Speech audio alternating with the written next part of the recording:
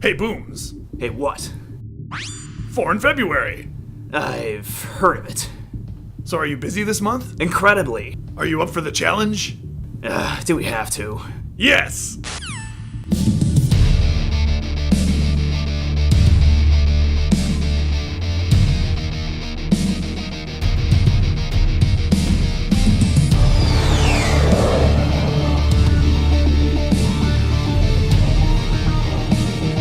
Challenge accepted.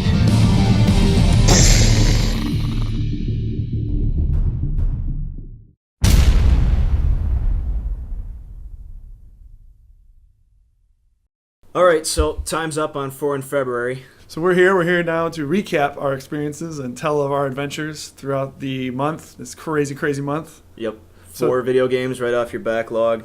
Did we do it? Well, first off, let's get this underway. There's lots of spoilers here. There's going to be some spoilers. So, spoiler warning, and if that offends you, then shame on you, because you need to have played these games by now. Yeah, most of them anyway. They're pretty old, so I think it's okay. And if you're really sensitive about it and you really don't want to experience the spoilers, I'll put a button on the bottom of the screen down here. It'll look like this. So, if you don't want spoilers, that button's your friend. Anyways, right into it. Rika, how did you go about this month? I tried to start off pretty early with Ares. I just was like, all right, let's get to this. So Ares, it was pretty cool. I had played it a little bit before, but when I booted it back up, I had no idea where the hell I was. I was just like, what is this game all about again? So I started actually over and did the whole thing completely through. Oh, okay. It was a pretty short game, so it was okay. It's like a Mega Man-ish type game, like you're running around doing a little bit of platforming, mostly shooting, jumping and shooting, jumping and shooting. Jumping and shooting. So it's cool. It was fun. I don't know, there's 5 areas in it, and the first 3, I think, were the best. There's a lot of enemies, a lot of stuff to shoot, a lot of places to jump. It was good. And the weapons you pick up, it's not quite like Mega Man where you beat the bosses and stuff. You kind of pick them up as the story progresses. The weapons are cool. There's one that shoots really fast. It's like a machine gun. There's another one. You start out with a pistol, of course. And then there's a wave gun that shoots. It's way OP and it shoots through walls. And you can there's one area where you're trying to climb up and you can basically just point it up and kill everything above you, even if you're not within range, because it just waves through and wastes people. So, but anyway, the weapons are really cool. But the first 3 areas, there's a lot of enemies, a lot of stuff to shoot, a lot of stuff to do. But then the last 2 levels just seem like a huge dick move by the developers. What happens? Well, the game, games are supposed to be harder as you go, right? You learn the mechanics, you get familiar, and then it gets worse. It's not a challenging difficult, though. It's like a dick move difficult. It's like the developers versus you, not the bad guys versus you. So now they're just trolling you. Yeah, totally. Like in the 4th mission, you're there and you're just walking around, and all of a sudden, bam! You get hit with a laser from off screen. I'm like, I don't know that was there. You see these lasers, so you've established that there's huge ass lasers, but you see where they come from. I mean, it's just cheap. You just get hit with stuff. It feels like it's basically you versus the developers. They're I can just see them laughing ha ha ha as you're hit from wherever.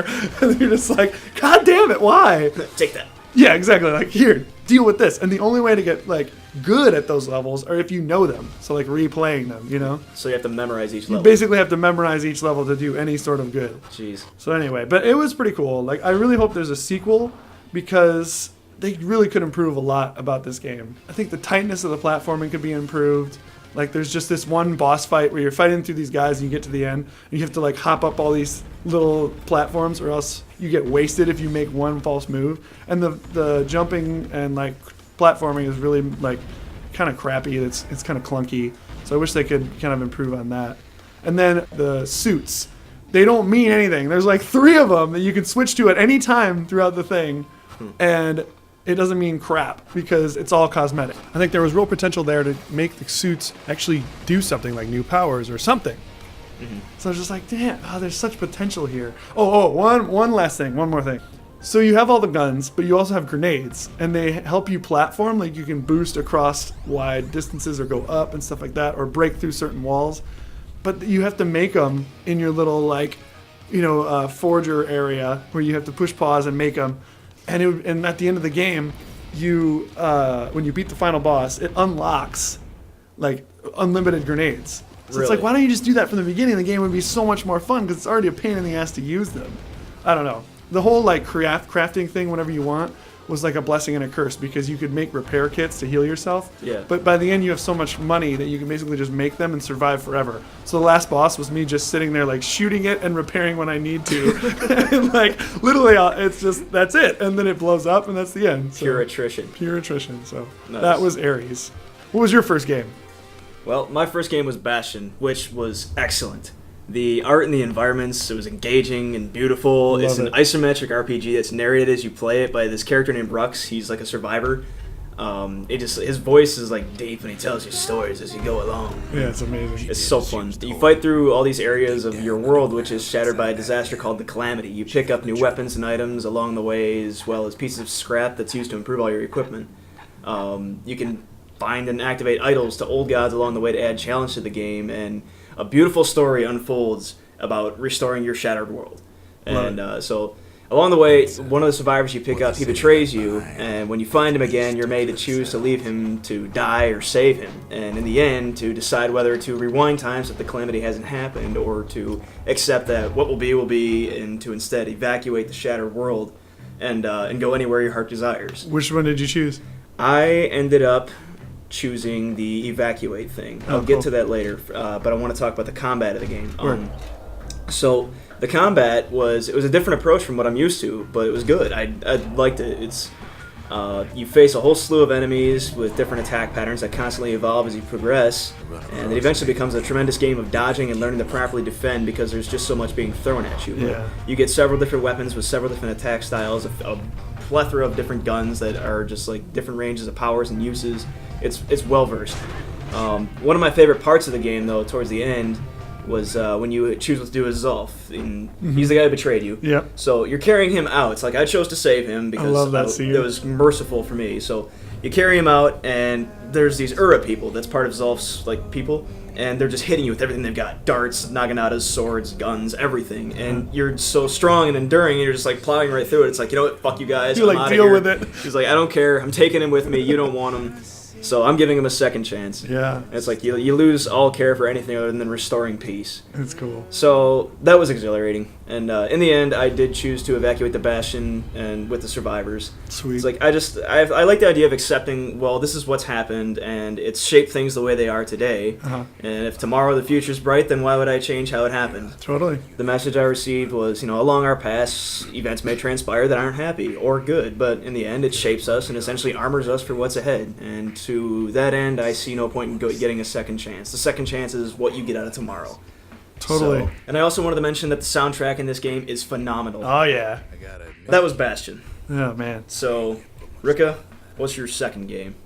My second game was Trine. It's that one where you can play 3-player or just by yourself, but it's basically like you get 3 people, the mage, the thief, and the warrior, and they're all connected through this magical device called the Trine. So basically the whole game is like trying to figure out why this is the way it is and trying to get all these different artifacts. It's cool because it's just a lot of fun to play. Like the gameplay is awesome.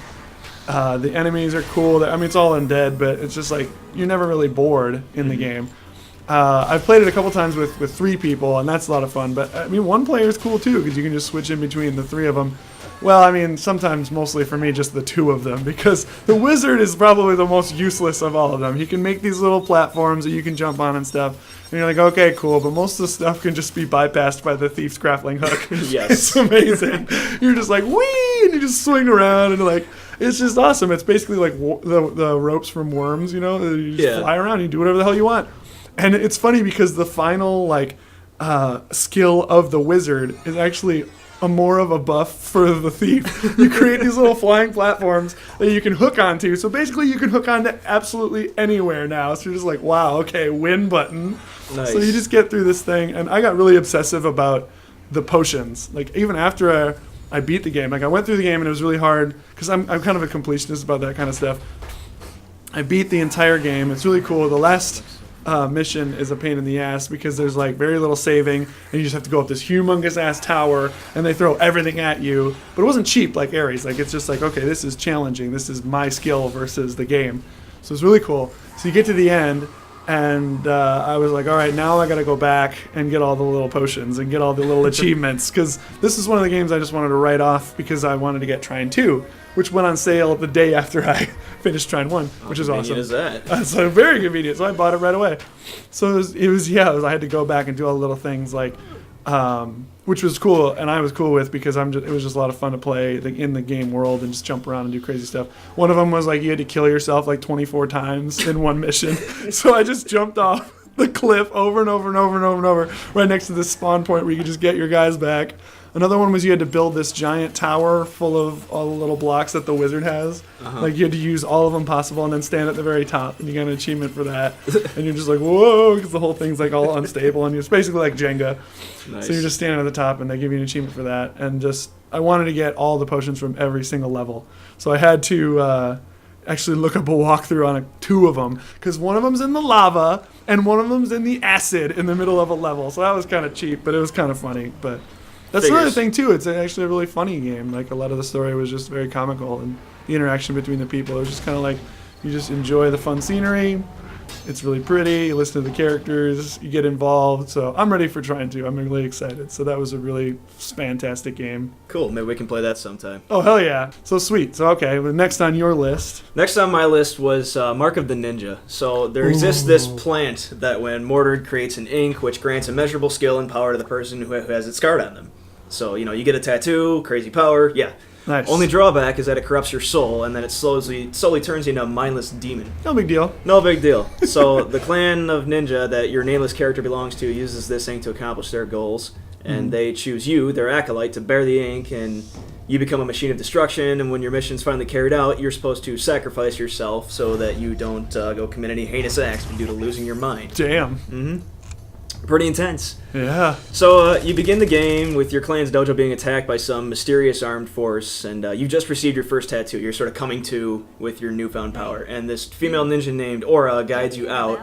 And I should mention this is a stealth platformer. Oh, okay. Yeah, An idea that I had only seen once in Stealth Bastard, but this seems like that dream completely realized. Yeah, it looks awesome. Yeah, so there's armed guards out there with guns, and you have to sneak up on them undetected and kill them in one hit. You can fight them and knock them out and everything, but it's so much more satisfying to just go up and do the quick kills. Yeah. And they're great. There's 5 or 6 different ways that you can assassinate somebody. You can assassinate them hanging upside down on a chain, or just sneak up and backstab them.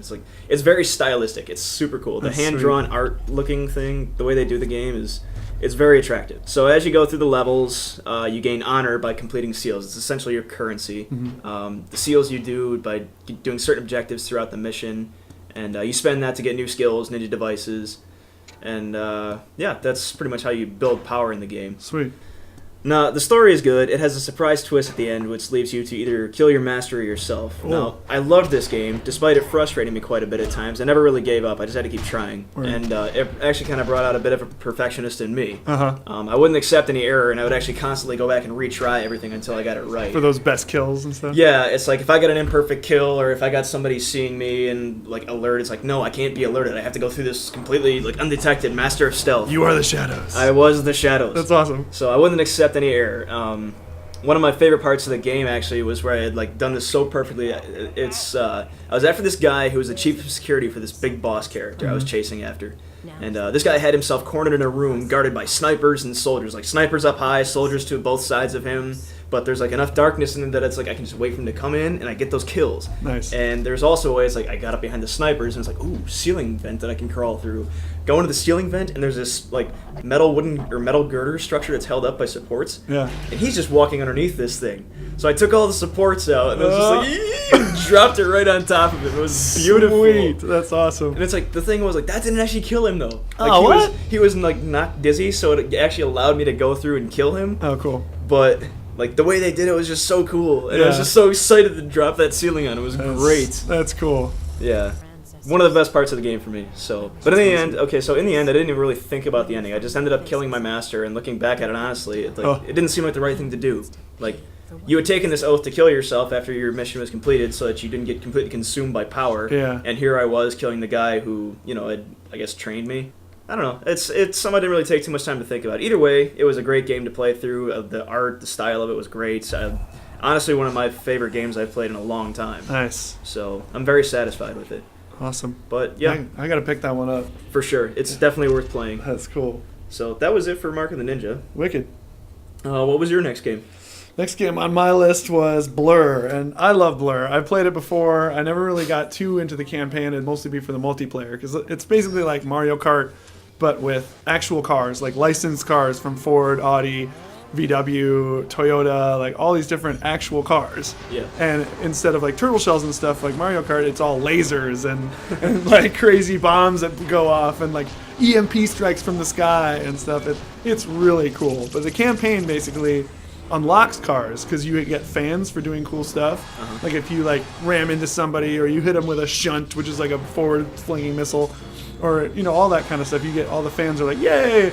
So then as you go, you're like building all your fans, and the more you level up, the more you unlock cars. So I was like, well, sweet, that's my main goal is unlock cars. But then I was like, that's not actually the campaign because there's more to it. It's really cool.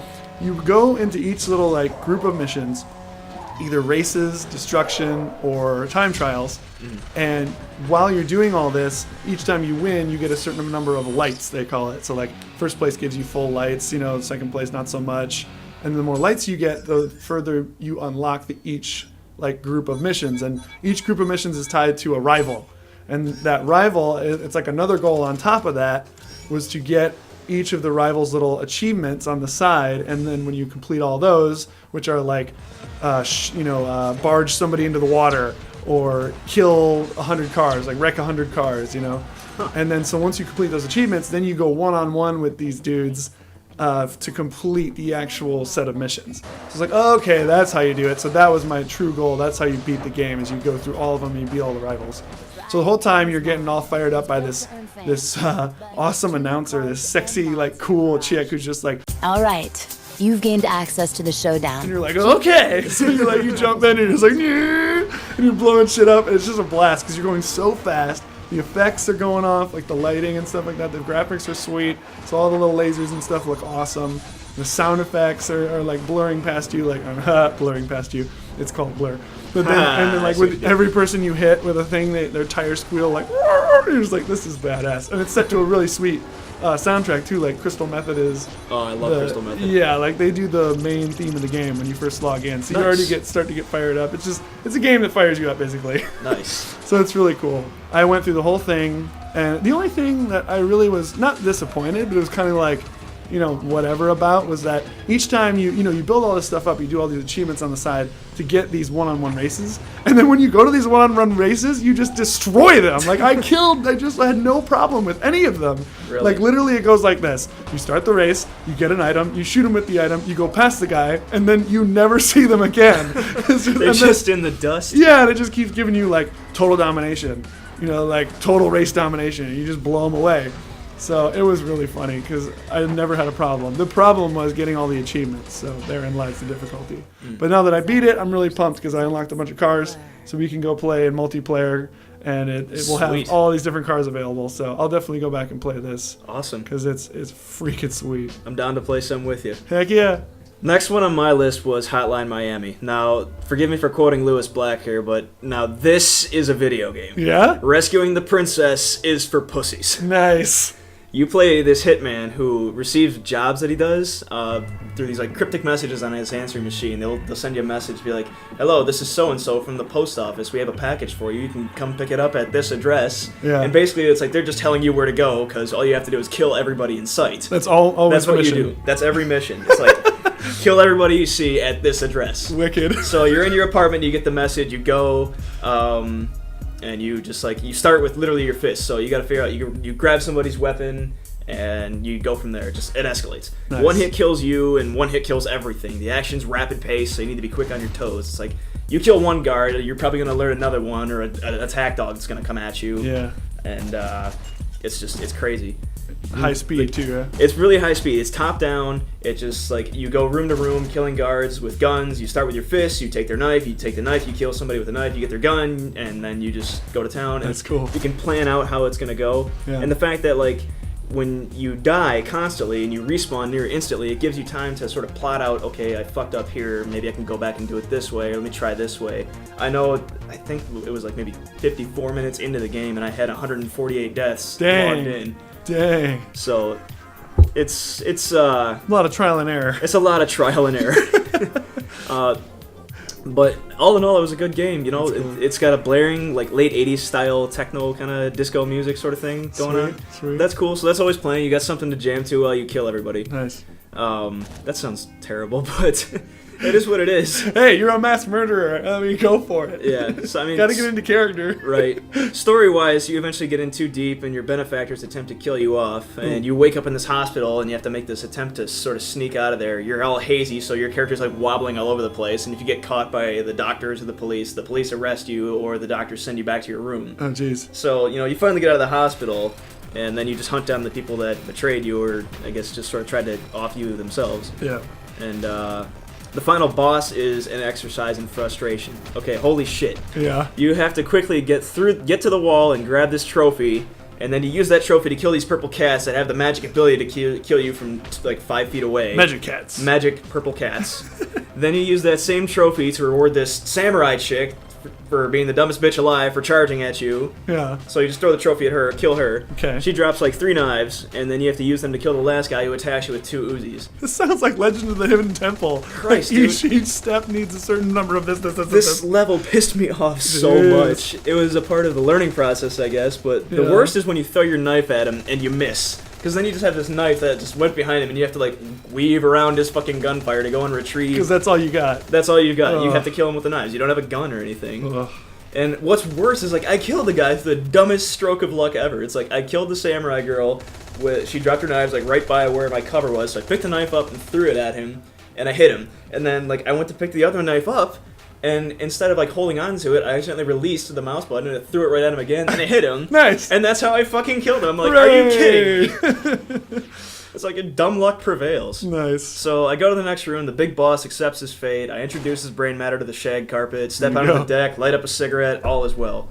I'm breathing a sigh of relief, the credits are rolling. Wicked. I finally beat the game. And then this shit happens. I get taken into additional levels where I play as this biker guy who only Oh. uses a cleaver and throwing knives. Oh, jeez. I'm biting my lip trying not to yell at the top of my lungs because here thought I was finally out, yet they pull me back in. But it was only a few short levels, and this guy is actually a surprisingly efficient killer. He's fast, and he can cut things up pretty quickly. You Nice. finish this stuff, and the true credits roll. Nice. But that was Hotline Miami, and it was good. I liked it. My final game was Bioshock. Ooh. Holy crap. I love I've that never game. played this before. I got Bioshock 1 and 2 on some crazy deal. Okay, so first of all, I did all these other games, and now this is like the last week of February, and I'm like, holy crap, I gotta just marathon this thing. And it was actually amazing to marathon too, because it's so engaging. Like, this atmosphere, like, is so just ridiculous. I think this and Half-Life 2, they have storytelling from first-person perspective down pat. You start off in a plane, and it crashes, and you wake up, and you're just like, oh my god, I'm in the water, there's fire everywhere. You're like, holy shit. You see the lighthouse, you go down, you enter this bathysphere, you go down, and it's like, welcome to Rapture, this underwater city. And we're just like, oh, you're just looking at this thing, and there's like a whale swimming through it, and you're just like, this is awesome already. And then, I mean, not to draw a pun from being deep undersea, but the depth of this game is ridiculous. The game starts to get deeper and more complex and so different. Like, you start out with almost nothing, and all of a sudden you have that plasmid thing where it's basically like drugged majory. Like, and it's funny too, because you get down in this thing and you're just like, all right, I'm gonna eat this chips off the ground, and what's this? Oh, it's a vial with a weird coloration. I'm gonna stab myself with it. And it's like, oh god, what the hell just happened to me? And I'm like, oh. And then you wake up and you're like, oh, now I can shoot electricity, now I can shoot fire, now I can fire bees out. Like, there's a power in your bees, and you just send the bees at people. You're just like, oh my god. But the funniest part is that everything down there is just terrible. Power struggle and civil war and all this crap. And even like the plasmids, the stuff that you use, you look at your guy's hand and it's just like, it hurts to use it, it looks like. You're just like, oh my god.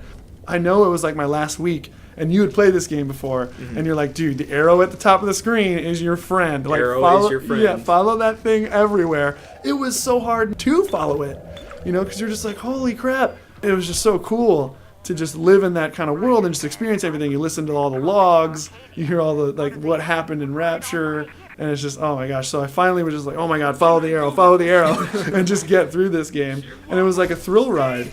you know, there's like those scenes where you stop and you like see everything playing out in front of you, and it's just like, holy crap, this is awesome. And the story is like excellent. The whole thing where like it was weird because you first get down there, there's that creepy thing that stops, and then Atlas pops up and he's your friend. But I didn't trust the guy until I saw him in real life, and I see him in real life, and then I'm like, okay, this guy's real. He's on my team. And then his wife and kid get blown up in front of you, and you're like, no! I felt for this guy. I'm like, no. He's like, oh Jesus Christ. You're like, I'm sorry, Atlas. And then so you're doing everything he says, and you're just going through this whole thing, and you're like, okay, I believe in you, man. We can do this together. And then it finds out that he is tricking you the entire time, and you're this like genetic creation of the guy, the dude who runs this whole place down there, Andrew Ryan. And you're just like, oh my God, what? He's been controlling you through "would you kindly," this phrase that makes you like do what he wants because you're the sleeper agent for him. Yep. Oh my God, it was so ridiculous. It like blew my mind. So then you're like, well, now I got to kill this guy because he's the real asshole. Okay, so the final thing was like, I had like 2 or 3 days left, and I get to the end of the game, and I beat the guy. End boss was actually pretty easily. The thing that was actually a pain in the ass was when you have to protect the little sisters. Oh my God, the little sisters. I totally skipped the little sisters. Okay, let's go back a little bit. I know I'm like taking up my time here, but okay. Because the little sisters, this whole game is so creepy. The atmosphere is so freaking creepy. And you're walking around, and these things are like, come here, Mr. Bubbles. And then Mr. Bubbles, is of course, is this huge behemoth. The Big Daddy, the huge behemoth monster with the drill for an arm. You're just like, oh God, this guy's scary. Like when you're fighting him, he like leaps across the stage and whatever, and almost kills you in one hit. But the creepiest part about it was like a personal creepy experience for me. My name is Adam Rickabus, and when she wanders around, this little sister chick, girl, it's a toddler, little tiny toddler girl, she's like 5 years old, and she's like, come here, Mr. Bubbles. But when she, like, the substance, that genetic material is called Adam. And so she's wandering around going, hey, look, Mr. Bubbles, Adam. And I'm like, Jesus Christ, oh my God. She sees me, she's coming to kill me. Oh my God, such an amazing game. You'll hear that phrase in your sleep. Yeah, oh yeah, it was weird. Like the last night before I beat it, it was just like, holy crap, I have no other time to do this. So I pretty much pulled an all-nighter, stayed up till like 6 a.m. So I finally beat it, and it's an amazing ending, especially if you save the little sisters, amazing ending. That's what I did. It just seemed like the right thing to do. Although this game kind of presents you with like, justifies either choice. You're like, nah, it has to be the right thing to do to save them. So I saved them, got out of there, and I finished it at like 6 a.m., went into work the next day, and I swear to God, I was hearing like the effects in my head, like just different things. It was so crazy. Such an awesome game. Those big daddies, though, man. There's a plasmid that you can get to control them. I'm sure you know. You throw it at them, and it takes over them. They have like the green lights instead of the red lights, and you're like, what? It's mine? Like, ah! So for like, these guys are hard to kill. Like, I didn't like beat one without dying until towards the end of the game.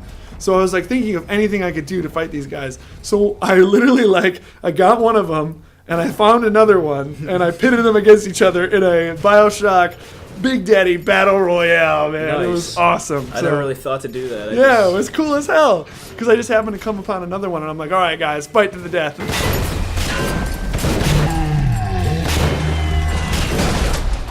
And so eventually mine was actually victorious, so it worked. And nice. The worst thing about it, though, is when you have one of those big daddies, is killing them after you're like, okay, I'm done with you, like, go away, you're big and scary, and you need to leave me alone. So I would have to figure out a way to dispose of them. So that was hard sometimes, and sometimes I died. But there's no penalty for death, because you just get resurrected in those little Vita chambers, so that was all good.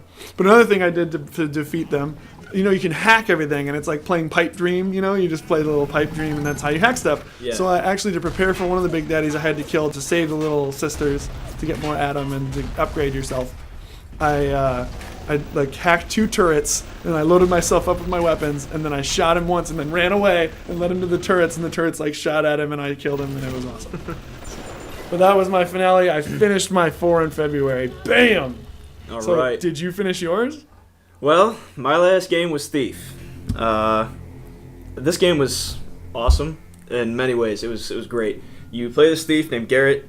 You are a master thief. The game uses elements of light, shadow, and sound to sort of navigate. It's first person. It's a first-person stealth game. Yeah. So the idea is that you're not necessarily a skilled combatant. You are one who sneaks through the shadows and steals shit for your living. That's what you do. Nice. So I played it on Expert. Now, Expert, what that does It doesn't make the game necessarily harder per se. What it does is add on to the amounts of loot that you actually need to steal from your certain objectives, and most of the time you can't kill anybody. So, the idea being that you're a thief, not a murderer. So that's the way I played the game.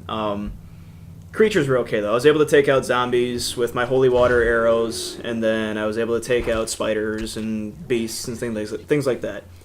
But no humans. Yeah. So it'll also in extra difficulty, it'll add on like maybe a few more objects that you have to steal. It's like, oh, this object is said to be here too. Since I'm going to be there anyways, I may as well steal it because that'll fetch a high price on the market. Yeah. So it does that. You start out with simple missions like, well, rob this guy of his precious jeweled staff, Lord Bafford. You just go into his mansion, knock his guards out, steal his stuff, and next thing you know, you go to pawn off the staff on your fence, Cuddy, and well, he's been taken to a prison of this cult, the Hammerites. So you go break him out. Oh crap! And the story unfolds from there. You keep getting into these like deeper and deeper shit, and next thing you know, you're working for this guy named Constantine who actually hires you to go into his mansion, steal his sword as like that's your trial by fire, is like getting past all his guards and stealing his magical sword. So it progresses further from there.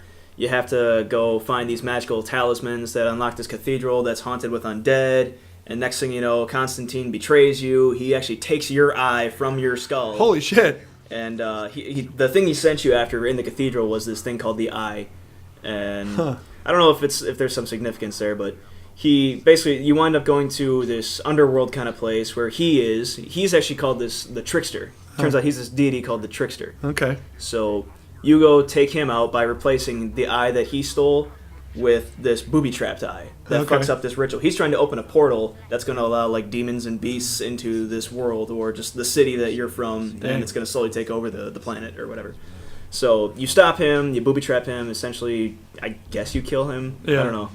But what it does, the ending is neat because it's just like you're Garrett. You're just sort of wandering the streets now. You've got your eye back. You've got your life in your hands, and the people that you used to be a member of, the keepers, approach you, and they're like, "We need you back," or you may not be a part of us, but we will need your services again, and you will need us. Oh. And it pretty much just like ushers you into the sequel. There's Thief 2: The Metal Age, which now that I've beaten Thief 1, I'm like, I guess I gotta go play Thief 2 now. Yes, you do. But it was good. The way it's neat too, the way it does like light and shadow. It's like if you're standing in pitch black, guards are gonna pass right by you and not see you. And like certain types of floors that you'll walk on will make different levels of noise. Like a metal grate floor or a ceramic tile floor will make a lot more noise than a soft wood floor or a carpeted floor will make. And you can control how fast you walk. Like if you run, you're gonna make more noise than you would if you were just walking along or like crouching down and tiptoeing and something like that. That's sweet, especially for when that game came out. Like, yeah, that's awesome. It was revolutionary. I was actually looking up information about the game, and it was like, this has been hailed as like one of the best games ever made. And it was like, I can see why they would say that. Yeah. And unfortunately, like, Thief 2: The Metal Age was the last game that was made by Looking Glass Studios. After that, like, Thief: Deadly Shadows came about, and I guess they're working on a Thief 4 now. But nice. I figure one game at a time. I at least got to get through Thief 2. Yeah. But that's for a later date. Game was great. I loved it. It was cool to have like a whole non-lethal approach to things, and it was good. And you finished it. I finished it. You beat your 4 in February. I finished it after 2 all-nighters. I was on my God. I was on to mission 10 by February 26th, and there's like 15 missions. So I did 2 missions on the 27th, and then when I got home from work on the 27th, I did 3 more missions all the way up to February 28th. I finished at 9 a.m. Oh my. I had pulled an all-nighter 2 all-nighters to finish. Jeez. I was exhausted. I was so fucking exhausted. Dedication, man. 4 in February is done. It's done. We did it. Victory!